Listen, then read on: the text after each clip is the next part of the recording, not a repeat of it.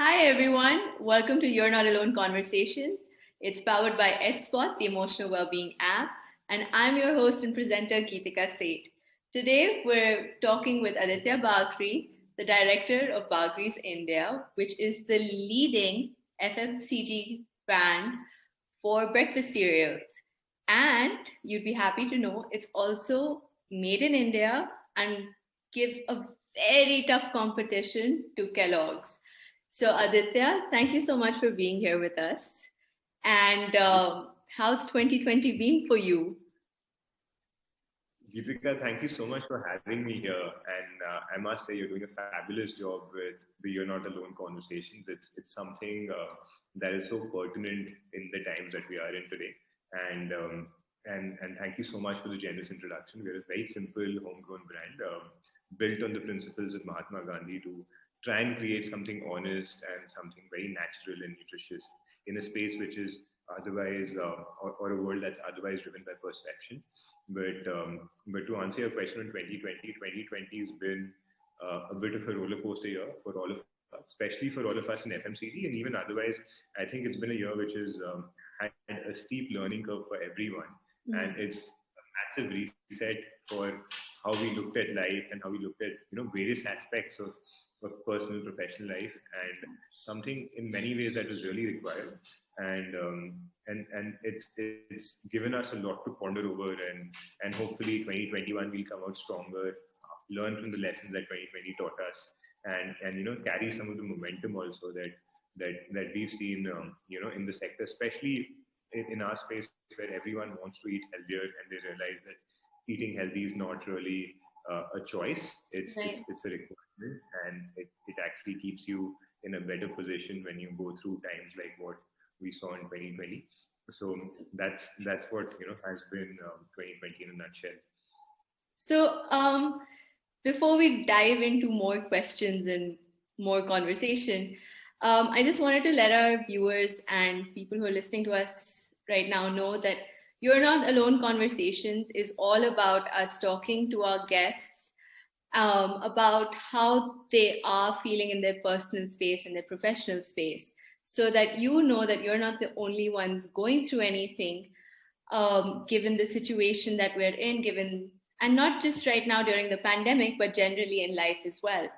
And even though from the outside perspective, it all seems really hunky dory, what we're going to dive in and talk a little more about, and especially now with Aditya, is how he has sort of faced his fears and has actually come out of any fear that he's been feeling and been able to work through those fears. So Aditya, just out of curiosity, what exactly is fear for you? Like, what do you think fear entails? What does fear mean to So, you? so fear is something that's a bit comprehensive, right? And it's got various aspects. So I would say fear is something which tends to pull you back, and also it's a necessity in a certain way. So if you weren't fearful, then you would probably get a bit complacent. So for me, fear has different meanings professionally, personally. Professionally, it could be getting complacent with what you're doing, and I think as a second gen in the family business, it's something Bagrry is something that my father started. What you really want to know is, are you making a difference? Is um, is, is your contribution even noteworthy to a degree that you're making a difference? So there's always a fear of complacency, because you have a benchmark that's set. You have a fear of what the environment around you is going to change. Like so for example, in 2020, most of us went through something where you did not know what hit us when the pandemic and the lockdown came. So that's a different sort of fear where I would say environmentally, you go through such a drastic amount of change, and and personally as well, right? Like, so fears, say fear could be hurting your loved ones knowingly, unknowingly, by our actions, or say losing confidence. And it could be confidence in terms of physical abilities. It could be confidence in terms of cognitive abilities. So it totally depends on the context of what you do. but fear is something which pulls you back, and it also keeps you motivated at the same time. So I think the way I look at fear is that it's a necessary evil. Like, it's an evil that exists in our lives, but it's required to a certain degree for us to be able to do better. If there was no fear, we would be walking around in the streets of Delhi without masks. So it is required to a certain. True. So you mentioned you in before the conversation recording started, you were mentioning that in 2020 you were handed over the reins almost of Bagrry's India by your father. How has that been? Has that fear of actually living up to the legacy that your father's already established been hindering you in any way, or has it been a helpful sort of push into the deep end for you to start working to your potential and to start achieving your vision? So, it has been, I would say, a very positive drive. So this transition wasn't, a switch on off. So it was a very gradual transition. And as it happens in most family run businesses, I would still say I've had the privilege of having my father and some really great people to mentor me on the top. And I've been taking mentorship over the last few years as a conscious effort to try and just rethink everything I do. But it's very different, I would say, when you're on the top and you're managing things when there's business as usual, and then when the pandemic hits, and then you probably want to turn into your family or your leadership, and at that point of time, when they say no, you're the leadership and you have to drive out this pandemic. That's a different experience altogether, because it's the first time that you're in the middle of a crisis managing it. And I think it was an experience which has definitely been a very, very important one, very rewarding, very steep learning curve. And the fear of screwing it all up, simply put, because you were trying to manage the situation, was definitely there. And it's something, again, in which I wasn't alone, because I was talking to peers in the industry, other colleagues of mine working in different FMCG organizations, exchanging notes. So everyone had similar fears, but obviously I came in with maybe relatively lesser years of experience or gray hair, so added in a bit more fear. But it was an experience which was truly rewarding, from a time that you got the confidence that you're not going to screw it all up, basically, and will be able to handle things and move out of a crisis situation. So a crisis teaches you a lot. I think it's one of those learning experiences that everyone should have once in a while, because it also helps you identify what are you good at, and what are your strengths in terms of how to manage it. And it also brings out the best and the worst in people. And if you can really bring out the best in your people during that time, you're able to go from status quo to something better. And that's what happened. So I think that's what happened in the pandemic, and every day was a new learning experience. Every day was a challenge.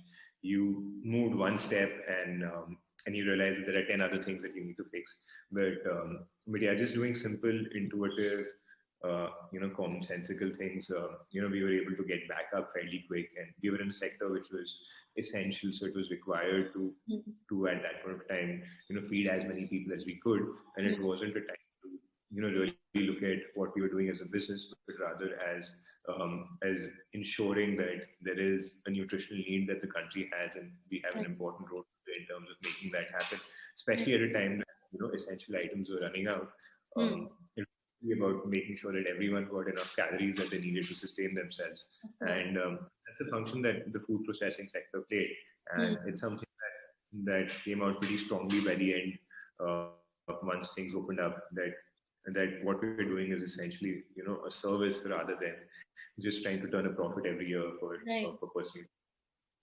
So that's very interesting, because you've actually touched upon something, even though you're talking from a business point of view, where you do have the fear of screwing up, as you said, and of actually being able to live up to the type of business that your father has built, and to take it forward and grow it more. And honestly, that applies to everyone out there as well, because most of our parents have done so well in their lives. So we all have that fear somewhere deep down inside that, oh my God, can we actually live up to what they've done? Can we build a house and a family like they have done for us? And that's a fear that all of us face. And I think that's an everyday thing. That's not just pandemic related. Of course, you got the push that your father gave you during the pandemic. And you're right, we do all need to go through that crisis situation because it really does build on your personality and your character. But at the same time, when we are trying to build ourselves in a crisis, it ends up being very unnerving and it's very unsettling. And a lot of people actually end up having a lot of mental health issues and emotional wellness issues because stress comes in and pressure comes in. But even while you were talking about like the personal fears that you have, and especially related to like hurting your family or like causing any harm, is there a fear that sort of got highlighted in the last year about especially when it comes to COVID, like stepping out has become a problem, and you're always scared that when you come home, you won't infect anyone else. But are there any other fears that have come in, like of course protection and all, about how to protect the family? So, as a family or say as a unit, right? It could be family, it could be a bunch of your closest friends. When the pandemic hit, what I realized is that, and this is something that we were talking about earlier, that how connected we are, right? We are all running our own individual races, professionally, personally, going out, trying to live, each day of your life to the maximum. Right. And when the pandemic hit, it was almost a complete reset. So you were forced to stay indoors to make sure that you were safe, and also your actions directly implied or had an impact on the safety of your loved ones. Right. So that part of the fear of stepping out is very important. So if I wasn't stepping out, it could be more because I did not want to bring back contagion to my family, rather than my actions bringing a consequence to myself is something that most people can handle. But the fact that you're bringing contagion home is something that many people's conscience would not allow, and Right. that's a very natural fear to have, and that's what keeps you together. The other part of it is that as a unit, be it a family or a friends group, you cannot be happy just in isolation, right? So you might be strong enough to deal with the pandemic. You might be strong enough to manage the situation. And frankly, I had it relatively easy because I was quite busy, so it wasn't like work stopped for me. So in fact, as soon as March hit and the crisis hit, I spent a lot of time on the phone or on Zoom conversations and managing things virtually. So time was actually moving a lot faster for me than a lot of other people in the family, Right. as well as in amongst my close circle of friends. And at that point of time, it was very important to understand that your mental health and your unit's mental health is interconnected. You cannot be happy if someone else is going through a tough time that you care about. So you have to make sure that everyone else is also upbeat, and you're trying to do whatever it takes to make keep everyone motivated.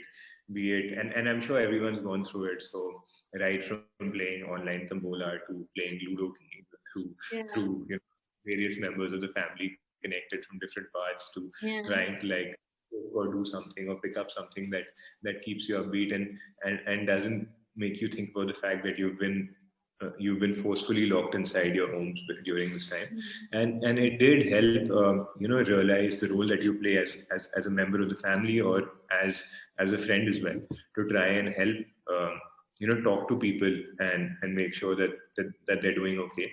So I was grateful to have friends who would, call up and check in on me to see how I was doing and vice versa. So, and including family members at that point of time.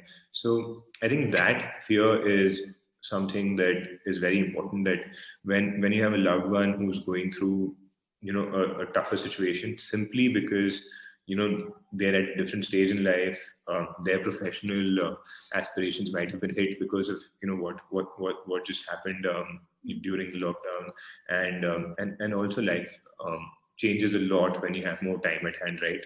Like there's only that much you can do to kill time. So at that point of time, having conversations in more of sometimes an unstructured manner really helps try and motivate people. And you get motivation from others, right? So my wife's a fashion designer. She had set up her own studio and she was doing extremely well. Her biggest motivator was the fact that she was employing artisans, and making sure that they get a livelihood, and that really motivated her more than anything else. Right. But once the lockdown happened, there was massive migration. All the artisans are moving back to their village, Right. so she didn't know how she could produce. She didn't know how she could produce handmade garments because it was literally garments moving, in a very close contact sort of manner. Right. What motivated me was seeing her not give up.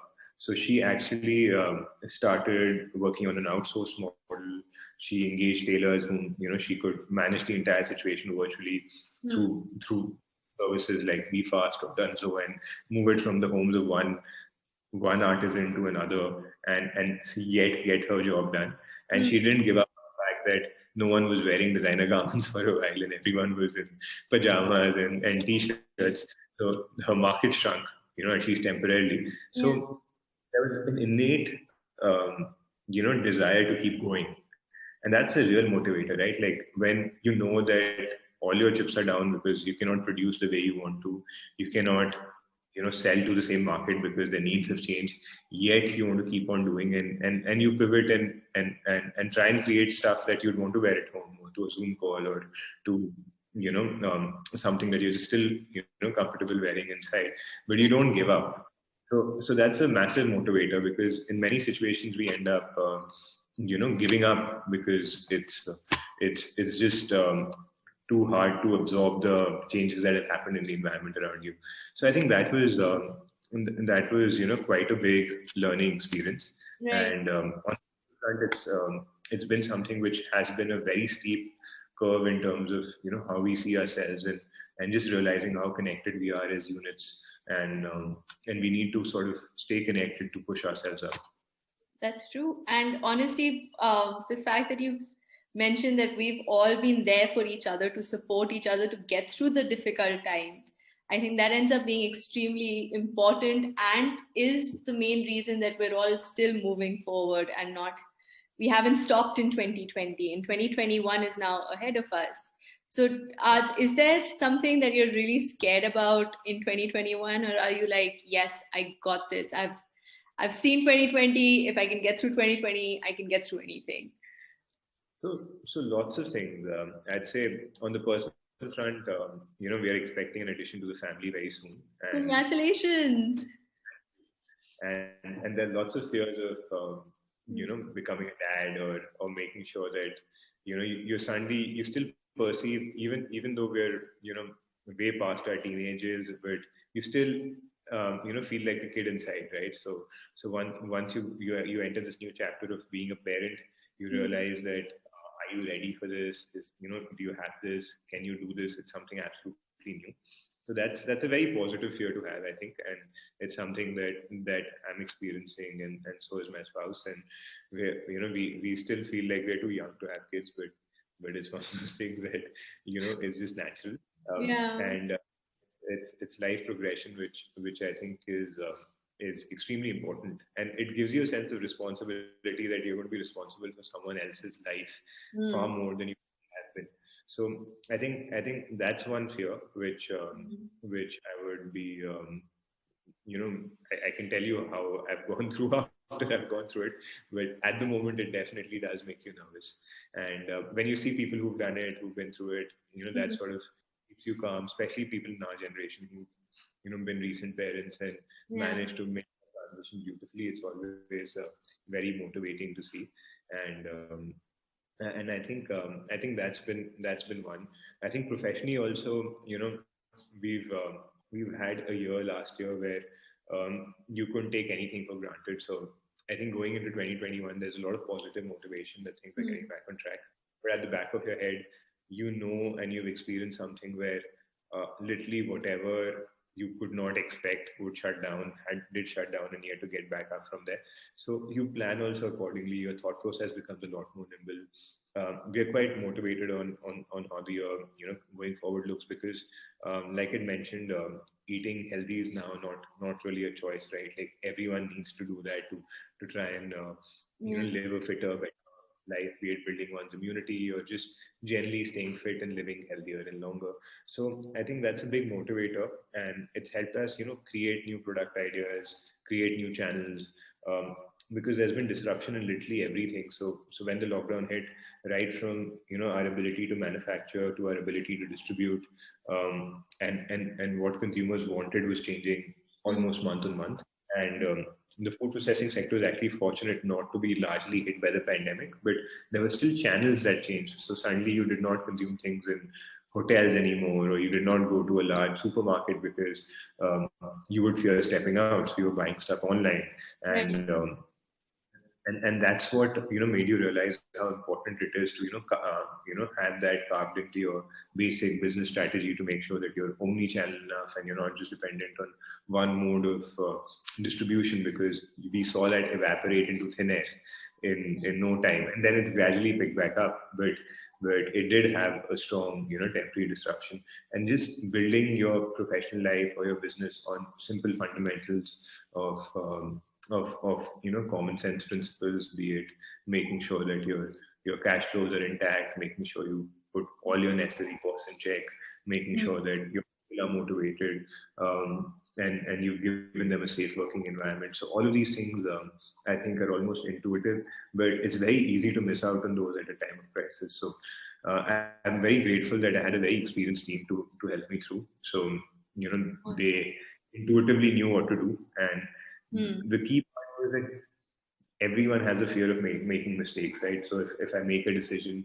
the reason people don't make decisions is because they fear that what if I make a wrong decision? And Right. something I've learned the hard way is that you could make a lot of wrong decisions, but it's still more important to make a decision rather than fear making it, because eventually the procrastination of it will be far worse than having to choose between A or B.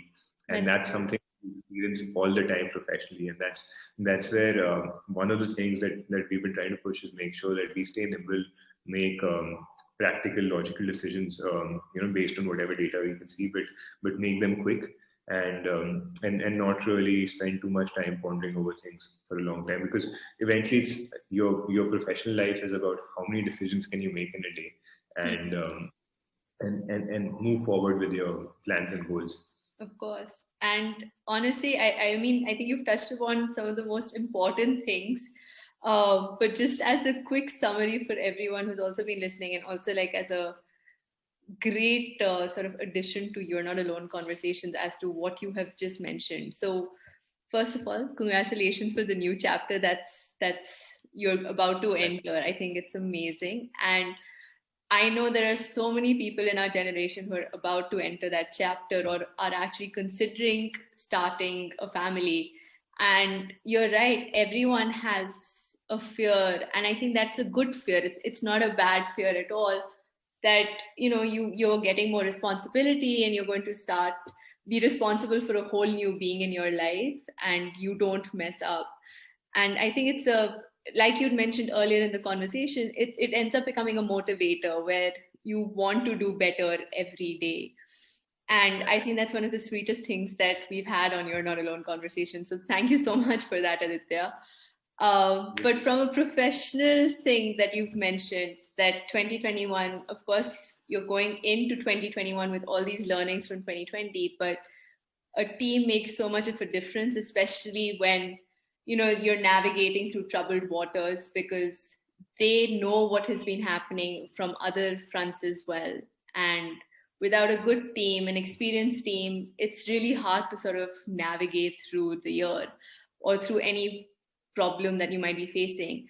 But at the same time, you're innovating new things and you're starting new chapters, even in the professional front. And I'm sure that that's quite an interesting 2021 you have going on. And I can't wait to see what unravels from the Bagrry's home and, of course, office. Yes. I Yeah. think you're right. Those things, and you've summed it up beautifully.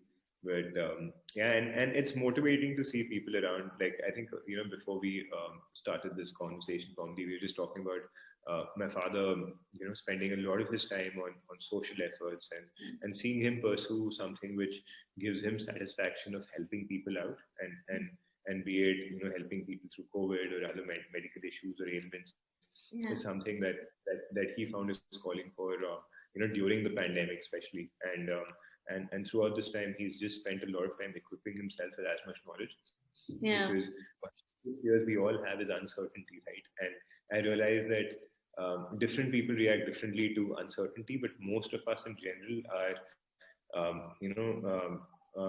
find it tricky to deal with uncertainty. That's, And, uh, and and at that point of time, when there's so much uncertainty going around, I found it motivating that he equipped himself with as much knowledge as he could on COVID, and stayed abreast with what's happening with the pandemic to a yeah. large degree, including treatment, including basic steps of what to do at home, what protocols to follow, and he tried to communicate that to our entire community, um, everyone at Bagrry's, and if there was someone who caught COVID, which eventually people did, even though we hadn't opened offices for the longest time, but he made sure that he was there and he spoke to them. And be it a frontline worker, be it someone at the factory, be it someone on the sales team, frontline, or one of our senior management, if someone or the other eventually did, catch the virus, and when they did, he made sure that he spoke to each and every one of them, and it wasn't a courtesy call; it was a track of how their treatment progressed till the time that they were out of it. And that was a huge mental motivator for people to know that there's someone there. We're not alone in dealing with this, and it's just not me and my family. And the fact that the organization has my back was a relatively big deal. And I think that was a huge motivator to see how things are done right professionally, at least for me. Yeah, I think that's one of the most inspiring things. And someone from leadership position actually reaching out to people and talking to them, I think honestly that needs to be done by everyone. And it's not just leadership. If you know someone who's going through any problem, just talking to them about how they're dealing with it, especially related to COVID or to any emotional wellness issue that they might be going through, sort of just speaking to them, it really helps. And that's also the basis of your Not Alone conversations. It's to be able to reach out to people and be able to let them know that they're not alone in what they're going through, that we're here, we're also going through similar problems. And we're all also trying to cope every day, even if you don't see it on social media, you don't see it out in newspapers. There's a whole other side to all of us. And honestly, I mean, I think your dad's one of the most inspiring people, and I've met him. Thankfully, I've had the chance of meeting him, and what he's doing right now with his initiative to help others during this time. It's just you'd also mentioned something about him using one of your factories to Yes. actually distribute meals, right? Yes, so that was very early on in the lockdown. I think it was at a time that factories were still restricted in terms of how much we could operate. So there's actually a trade-off between using one of our lines to make more cereal at a time that everything was flying off the shelves and our production was limited.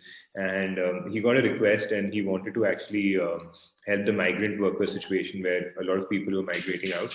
Yeah. So we converted one of our cereal flaking lines into a meal preparation line, because which was preparing about 1,000 meals a day, and he said that I don't care if we make a little less money, but we need to make sure and do what's right.